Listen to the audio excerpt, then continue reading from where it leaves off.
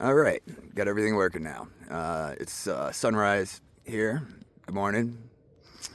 Want to make a short video. If you're vagabonding, if you're living outside, something that is a big deal in certain circumstances, somewhat more than others, but you need to get up early usually. If you get up early, your spot's not going to get burnt. People aren't going to be wondering why there's someone camping in their neighborhood or in their park. If you get up early and you move, it's a lot less problems for you. Life's a lot easier. You don't have to worry about getting woken up by a cop. You don't have to worry about upsetting the balance of society. So it's sunrise. I got plans for today, things to do, money to make. So I'm up early, packing up camp, and enjoying the sunrise. But it's definitely something to take care of when you're traveling outside or you're vagabonding. If you're sleeping in your car, a lot of times getting up early is the difference between having a good day and a bad day. I highly recommend it. Let's see. Oh, need to fill in some time here. Make it a worthwhile video. Something that I've been wanting to talk about, that every person living outside, every person, every American, I don't care who you are, should have a Sharpie marker with them basically at all times.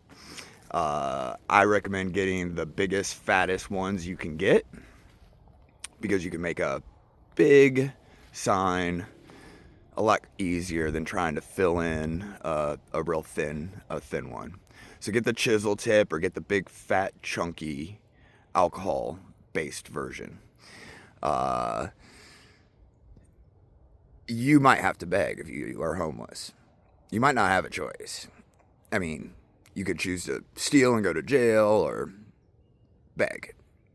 Or you're going to scrounge if you don't have a hustle, or even if you have a hustle and it's just not working out for you. So carry a Sharpie. It's one of the things that I check when I check and make sure I have my wallet, my cell phone. I check and make sure I have a Sharpie. It's just that important. And it's not just for begging. It's also for hitchhiking. It's also for social commentary or trying to just communicate with the world. It's important to have, even if you don't think you will ever beg or even ever hitchhike. Get a Sharpie. Carry it with you. You need to have one. So get a Sharpie. Wake up early. Let's talk about how life is going to go. You have to decide, and sometimes circumstances will decide, what kind of homeless person you are. If you're living out of a backpack, you're going to get treated a certain way. You're going to have a certain experience. You're going to move at a certain rate. You're going to have some options that are more available to you, and some that are less. You can be a bike bum, which is what I'm doing right now. I just got a bike, and I'm going to be homeless, but with a bicycle. And that changes things. It changes how people perceive you, how they treat you. If you look like you're out doing stuff, people are going to be a little bit nicer to you, a little bit less scared of you. Because it looks like you're doing something besides no good. Whereas if you just got a backpack and you're dirty and you're scroungy, and they're just going to assume the worst. If you have a car, obviously, that gives you a whole different range of options. But then you've got to worry about parking it and getting towed and what to do. Are you going to sleep in it? Are you going to sleep near it? And it can become a bigger hassle than not having a car sometimes, on top of paying for it and paperwork and all that stuff. So you really need to think about it. If you are carrying stuff, you need to think about how much you're carrying and what you're carrying, because very quickly it gets tiresome. I don't care how young you are. I did this when I was 18 years old, and carrying 80 pounds when you weigh $150, carrying 80 pounds 20 miles is tiresome. I don't care who you are. And if you're a little older, it's more tiresome. It's more difficult. So you really want to cut down how much you're carrying. Also, people can see you from a million miles away when you're carrying a bunch of stuff and there's stuff hanging off your backpack. You look like a hobo clanging down the street. People get nervous before you even show up.